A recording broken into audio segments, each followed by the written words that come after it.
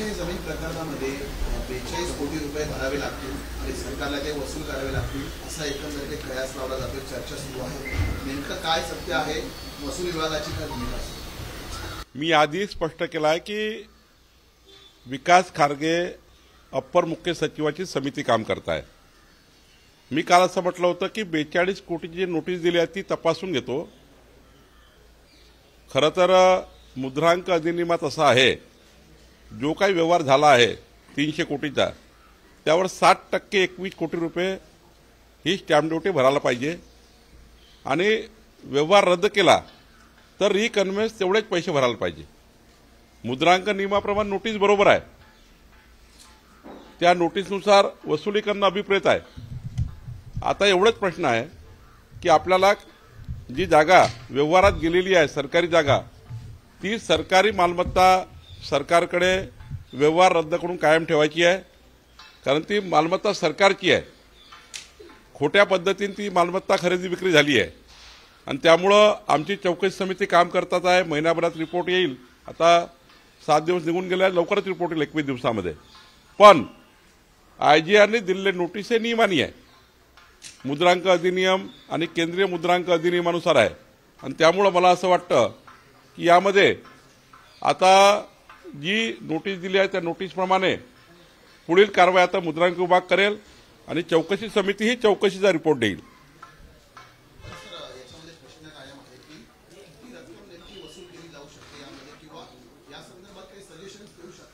मी कालच सांगितलं की मी तपासणार आहे. आज मी तपासलं. आमचे IGR कालपर्यंत सुट्टीवर होते, आज जॉईन झाले आणि त्यांनी सांगितलं की बाबा आपल्याला 300 कोटीच्या व्यवहारावर त्यांनी, मग तो सरकारी मालमत्ता चुकीनं विकली असेल तो व्यवहार आहे. IGR व्यवहारावर काम करतात. IGRनी जी स्टॅम्प ड्युटी काढली आहे ती 21 कोटी स्टॅम्प ड्युटी काढली आहे. मूळ व्यवहार 300 कोटीची रक्कम दाखवल्यामुळं आणि आता व्यवहार रद्द करण्याकरता रिकन्व्हेन्स करण्याकरता 21 कोटी घ्यावे लागतील, म्हणजे 42 कोटी. त्यामुळं IGRनी आपल्या नियमान नोटीस काढलेली आहे. राहिला प्रश्न सरकारी जमीन परत घ्यायचा, जो काही व्यवहारात जमीन जी आहे प्रश्नाधीन जमीन, ती जमीन आपल्याला व्यवहार रद्द करून वापस घ्यावी लागेल. पण ती सरकारची आहे, त्यामुळे आम्ही केव्हाही सरकारची जमीन आहे, फक्त व्यवहार हा टेक्निकल रद्द करावा लागेल. चुकीचा व्यवहार झालेला आहे, खोटा व्यवहार झाला आहे, सरकारी जागा परस्पर हडपली आहे. त्यामुळे आपल्याला त्या ठिकाणी त्यावर काम करणार आहे आमची समिती. समितीचा रिपोर्ट आल्यावर अंतिम निर्णय करू.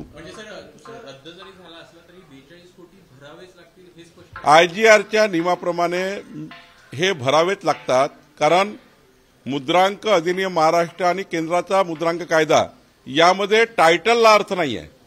व्यवहारासाठी जो जातो, व्यवहाराकरता जो त्यांच्याकडे जातो मुद्रांक अधिकाऱ्याकडे, तेव्हा जो अमाऊंट दाखवता आली 300 कोटी, 300 कोटीवर 60% 21 कोटी हे नोंदणीचे आणि करार रद्द करण्याकरता तेवढाच रक्कम, म्हणजे 60%ची जी रक्कम आहे 21 कोटी रिकन्व्हेन्स करण्याकरता तेवढीच रक्कम लागतं. त्यामुळं IGRनी पाठवलेली नोटीस योग्य आहे असं मला IGRनी सांगितलं, कारण मी काल म्हटलं होतं ही मी तपासणार आहे.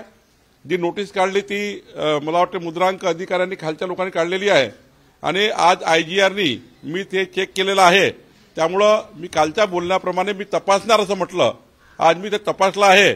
IGRच्या मुद्रांक नियमाप्रमाणे ते बरोबर आहे. परंतु सर, तुमच्या कालच्या विधानाचा संदर्भ घेत विरोधकांनी अशी टीका केली आहे की बावनकुळेंनीच सरकारने दिलेल्या नोटीसवरती प्रश्नचिन्ह उपस्थित. असं आहे, एखादी गोष्ट जर खालच्या अधिकाऱ्यांनी केली, बघा खालच्या अधिकाऱ्यांनी या व्यवहाराला अधिकृत ठरवलं, ते खरं होतं का?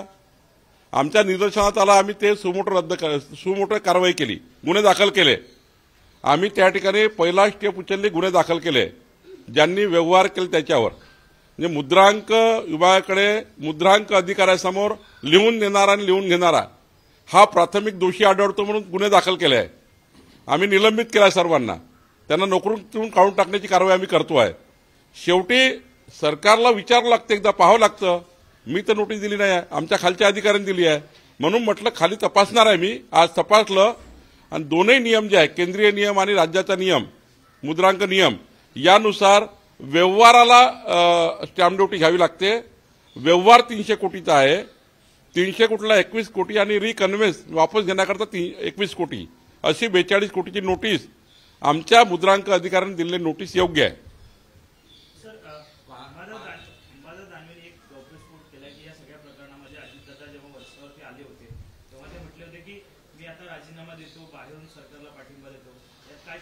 खोटारडेपणा आहे. मी होतो वर्षा बंगल्यावर. अंबादास दानवे हे काही वर्षावर थोडे होते तेव्हा, मी त्यावेळी वर्षावर होतो. असा कुठलाही चर्चा झाली नाही. अजितदादा, प्रफुल्ल पटेलजी, तटकरेजी जे आले होते ते एका आपल्या 7-8 विषय या ठिकाणी आता येणाऱ्या पुरवणी मागण्याची चर्चा आहे. अजून त्यांनी काही त्या ठिकाणी आपल्या महायुतीबद्दल काही चर्चा केल्या.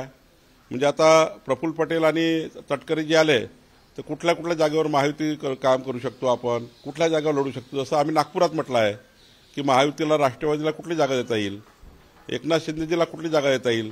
त्यामुळं मला असं वाटतं की कुठलीही अशी चर्चा झाली नाही. केवळ अजितदादा आपल्या एक पुरवणी मागण्याची काही चर्चा आणि काही चर्चा पॉलिटिकल याच्याकरता आले होते.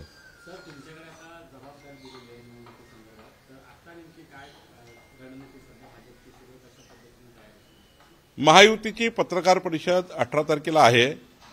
आमचे अध्यक्ष रवी चव्हाणजी, सुनील तटकरेजी, उदय सामंतजी पत्रकार परिषद घेणार आहे. उदय सावंतजी या पत्रकार परिषदेमध्ये महायुतीची भूमिका स्पष्ट करणार आहे.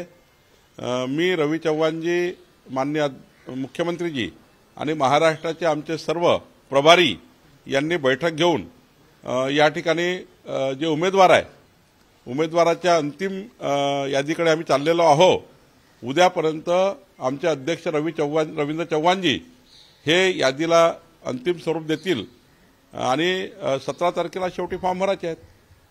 कुठेतरी अजित पवार, पार्थ पवार यांना वाचवण्याचे काम करत आहे आणि भाजप हे प्रकरण काढत आहेत आणि एकूणच त्यावर बोलायचं तर ही भाजपची कृती आहे आणि या सगळ्यामध्ये भाजपला हे सगळंच व्यवहार माहिती होते. उद्या काही झालं तर पार्थ पवार यांना अटक होणार, हा सगळा भाजपचा प्लान होता. अशा प्रकारचं विधान हे अंबादास दानवे करताना दिसतंय. ना अंबादास दानवेला माहित होतं हे, ना चंद्रशेखर बावनकुळेंना किंवा माननीय मुख्यमंत्र्यांना. खालच्या अधिकाऱ्यांनी यामध्ये खरी बदमाशी केली आहे. एक तहसीलदार, एक मुद्रांक अधिकारी आणि 2 लोक हे देणारे घेणारे यांनी केलेली चूक आहे. आता सरकारला थोडी या ठिकाणी माहीत असतं खालच्या अधिकारी. आम्ही जेव्हा बातमी येतं, जसं आपल्या मीडियातनं बातमी दाखवली, सुमोटो सरकारने दखल घेतली. त्यामुळं खाली एखादा तलाठी किंवा तहसीलदार किंवा मुद्रांक अधिकारी काय करेल रोजच्या व्यवहारामध्ये, रोजच्या आदेशामध्ये, त्यांना आदेश पारित करण्याचा अधिकार आहे. त्यामुळे त्या आदेशाचा कसा गैरवापर करेल, त्या अधिकाराचा कसा गैरवापर करेल हे सरकारला माहीत थोडी असतं. सरकारला जेव्हा माहीत होतं तेव्हा सरकार कुठल्या ॲक्शन मोडवर आहे. अंजली दमानिया जी आल्या, आम्ही त्यांच्याशी विस्तृत चर्चा केली. त्यांनी दुसऱ्या दिवशी मला फोन केला, त्यांनी आम्ही रिस्पॉन्ड केला. सुमोटो आम्ही कारवाई केली आहे. कुठेही कुणालाही पाठीशी घालण्याचा प्रयत्न नाही आणि कुठल्याही त्या ठिकाणी पार्थ पवारला अडकवणे, याला अडकवणे, त्याला अडकवणे आम्हाला धंदा नाही आहे. आमचा अजेंडा आहे महाराष्ट्राच्या विकासाचा, विकसित महाराष्ट्राचा आणि असे भ्रष्टाचाराचे केस झाल्या त्याला त्या ठिकाणी सोलून काढण्याचा. महाराष्ट्रामध्ये कुठेही भ्रष्टाचार सहन करणार नाही. किमान महसूल खातं माझ्या खात्यात तरी आम्ही या ठिकाणी कुठलाही सहन करणार नाही. ज्यांनी त्या ठिकाणी महसूल खात्यामध्ये लुटण्याचं काम केलं त्याला आम्ही त्या ठिकाणी जेलमध्ये टाकण्याचं काम करू. ठाकरेंचा नगरसेवक तो मुंबईचा नगरसेवक असा एक बॅनर शिवाजी पार्कमध्ये लागला होता. मात्र तो आता बॅनर मनसेच्याच पदाधिकाऱ्यांनी हटवला. त्यामुळे कुठेतरी 2 भाऊ एकत्र येण्याची चर्चा होता. त्यांचा अंतर्गत प्रश्न आहे, पण आतमध्ये फार धुसफूस आहे. काँग्रेस, उद्धवजी, राजजी, शरद पवारजी यांच्यामध्ये प्रचंड धुसफूस आहे. त्यांच्या मॅन्युफॅक्चरवरनं त्या ठिकाणी एकामेकामध्ये धुसफूस आहे. जे जाहीरनामा जाहीर करणार आहे मुंबईच्या विकासाचा तो कसा करणार हे माहिती नाही. कसा त्या ठिकाणी मुंबईला आंतरराष्ट्रीय शहर करणार हे माहिती नाही. 40 वर्ष मुंबई महानगरपालिका त्यांच्याकडे होती. मुंबईला खऱ्या अर्थाने मागे ठेवण्याचं काम यांनी केलं. पुढं काय करणार हे माहिती नाही. पण मला हे नक्की माहिती आहे, मुंबईची जनता, महाराष्ट्राची जनता ही महायुतीच्या मागे आहे. मोदींचं सरकार, देवेंद्रजींचं सरकार, डबल इंजिन सरकारच मुंबईला आंतरराष्ट्रीय शहर करू शकतं हे जनतेला वाटतं आहे. जनताही विकासाच्या बाजूने आहे.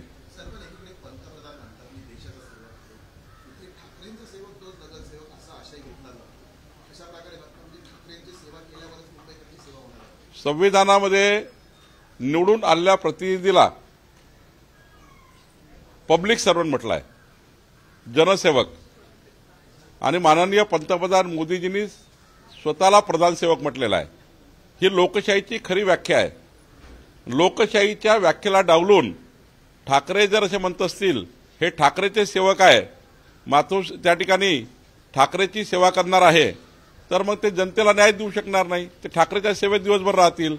ठाकरे सेवक असा जर बॅनर लावणे हे लोकशाहीच्या पायमल्लीला लोकशाहीचा जो मूळ गाभा आहे त्याला त्या ठिकाणी ठेच पोहोचवणारा असं मला वाटतं। सर, अंबादास दानवेने असा एक आरोप केला आहे की कुठेतरी अधिकाऱ्यांचा बळी जो आहे तो सरकार देतंय किंवा मध्य विभाग देतंय, कारण मोठे अधिकारी आहेत त्यांनाच यामध्ये रोवलं गेलं आहे। सरकारी जमीन होती, सरकारी जमिनीचे सातबारे विकले कसे गेले असे त्याने आरोप केला। मला वाटतं अंबादास दानवेंनी मंत्री म्हणून कधी काम केलं नाहीये। असा आहे जो अधिकारी दोषी आहे हे तर क्लिअर आहे। एका तहसीलदारनी खोटारडेपणा केलाय, बदमाशी केली आहे, तिथल्या तहसीलदारनी खोटे डॉक्युमेंट तयार केले। मुद्रांक अधिकारी घेणारा देणारा मुद्रांक अधिकाऱ्यांनी बघायला पाहिजे प्रॉपर्टी कार्डवर कोणाचे नाव आहेत। बंद सातबारा जो 3 वर्षापूर्वी बंद सातबारा झाला त्यावर तो नोंदणी करतो आहे। त्यामुळं जो दोषी आहे त्याच्यावर कारवाई केली आहे। अंबादास दानवेला एवढा पुळका का आला अधिकाऱ्यांचा? ज्यांनी चूक केली आहे त्यांना आम्ही दोषी ठरतो आहे। अधिकाऱ्यांना कसं त्या ठिकाणी प्रोटेक्ट करायचं मला कळतं। आमच्या महसूलच्या चांगल्या अधिकाऱ्यांना प्रचंड मजबूत आम्ही करतो आहे, पण जे महसूल खात्याला भ्रष्टाचाराचा अड्डा करताय त्या अधिकाऱ्याला आम्ही सोडणार नाही। पण जे अधिकारी चांगलं काम करताय त्या अधिकाऱ्याला आम्ही पदोन्नती देतो आहे, त्यांना चांगल्या ठिकाणी पदस्थापना देतो आहे। 550च्या वर अधिकाऱ्यांना आम्ही पदस्थापना दिली आहे। चांगलं काम करणाऱ्याच्या पाठीशी सरकार उभा आहे। जे बदमाशी करतील त्याला जेलमध्ये टाकेल अशी सरकारची भूमिका आहे। अंबादास दानवे यावर असं म्हणतात की अधिकाऱ्यांवर कारवाई करतात, ठीक आहे, पण पार्थ पवारांवर कारवाई करू करा। मी सांगितलं आधी की चौकशी समिती यामध्ये कोण गुंतले आहेत त्याचा अहवाल देणार आहे। विकास खारगे समिती नेमली आहे। आत्ता सकृतदर्शी पहिल्या टप्प्यामध्ये आम्हाला मुद्रांक अधिकारी जे डॉक्युमेंट्स आहे लिहून देणारा मुद्रांक अधिकारी तिघही दोषी आहे, त्यामुळे त्यांच्यावर गुन्हा दाखल झाला आहे। आता या गुन्ह्याचा स्कोप चौकशी समितीनंतर कळेल याच्यामागे अजून कोण कोण आहे। त्यामुळे जो दोषी असेल त्याच्यावर सरकार कारवाई करेल। अंजली दमाने यांनी तुमची भेट घेतली, त्यानंतर त्यांनी अशी प्रतिक्रिया दिली की या प्रकरणामध्ये जी समिती आहे त्यामध्ये 5 अधिकारी हे पुणे जिल्ह्यातले आणि अजितदादा पालकमंत्री पुणे जिल्ह्याचे असताना त्यांच्या जिल्ह्यातले अधिकारी त्यांच्या विरोधात किंवा त्यांचा ज्या प्रकरणात सहभाग असल्याचं दिसतंय त्याची निष्पक्ष चौकशी करतील। या प्रकरणामध्ये 5 अधिकारी महत्वाचे आहेत। एक आमचे अप्पर मुख्य सचिव ज्यांची समिती आहे, IGR चे आमचे जे मुद्रांक जे आमचे कमिशनर आहे IGR ते महत्वाचे आहेत कारण व्यवहार झाला आहे। सेटलमेंट कमिशनर महत्वाचे आहे कारण जमिनीचा त्या ठिकाणी महसुली जमीन आहे। डिव्हिजनल कमिशनर महत्वाचे आहे, त्यांना आम्ही घेतलेला आहे। आमचे उपसचिव जे त्या विभागाचे आहेत त्यांना घेतलेला आहे। अनफॉर्च्युनेटली डिव्हिजनल कमिशनर पुणे, IGRचं आमचं महाराष्ट्राचं कार्यालय पुणेत, सेटलमेंट कमिशनर कार्यालय पुणे। जर या राज्याचे वरिष्ठ अधिकाऱ्याचे मुख्य कार्यालय पुण्यात असतील तर त्या ठिकाणी मग त्यांनाच घ्यावं लागतं आहे। त्यामुळे ते पुण्यात राहतात म्हणून अजित पवार साहेब काही प्रेशर टाकतील, पुण्यात राहतात म्हणून त्या ठिकाणी ते काही करतील असं नाही आहे। ते राज्याचे प्रमुख अधिकारी आहेत, सर्व IAS अधिकारी आहेत। चुकीचं त्या ठिकाणी चौकशी करणार नाही आणि पूर्ण वेळ लक्ष सरकारचं आहे। माननीय मुख्यमंत्री रोज लक्ष देऊन आहे चौकशीवर, आम्ही लक्ष देऊन आहोत, कुठेही गडबड होणार नाही।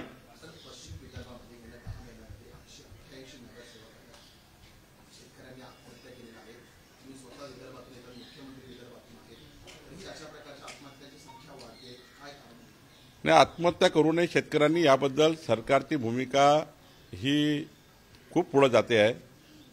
आम्ही आता 32,000 कोटी रुपये शेतकऱ्याच्या नुकसान भरपाईचे त्या ठिकाणी सारे विषय बाजूला करून दिले आहे। माननीय मुख्यमंत्री अजितदादा एकनाथ शिंदेजींनी 30 जून 2026च्या पात्र शेतकरी जे खरंच शेतकरी अडचणीत आहे त्यांची कर्जमाफी करण्याचा निर्णय घेतला आहे।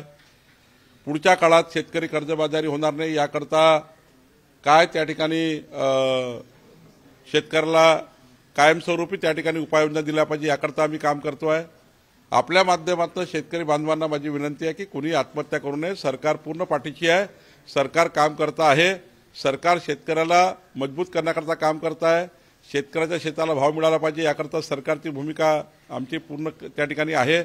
आणि त्यामुळं शेतकऱ्यांनी कुठे आत्महत्या करू नये अशी विनंती आपल्या माध्यमातून शेतकऱ्याला आहे. रायगडच्या पेण तालुक्यामध्ये 8वीच्या विद्यार्थ्याला शिक्षक आणि मारहाण केली. कारण असं की विद्यार्थ्याने जय श्रीरामचा नारा दिला. नाही, आता ही बातमी मी चेक करतो. आताच मला सांगताय तुम्ही, पण जर बातमीचं गांभीर्य घेऊन त्या ठिकाणी पोलीस कारवाई करतील. देश विदेशातील प्रत्येक घडामोडींचे लाईव्ह अपडेट मिळवण्यासाठी आता साम टीव्हीच्या सर्व सोशल मीडिया प्लॅटफॉर्मला लाईक, फॉलो आणि सबस्क्राईब करा. तसंच सर्व नोटिफिकेशनसाठी बेल आयकॉन प्रेस करायला विसरू नका.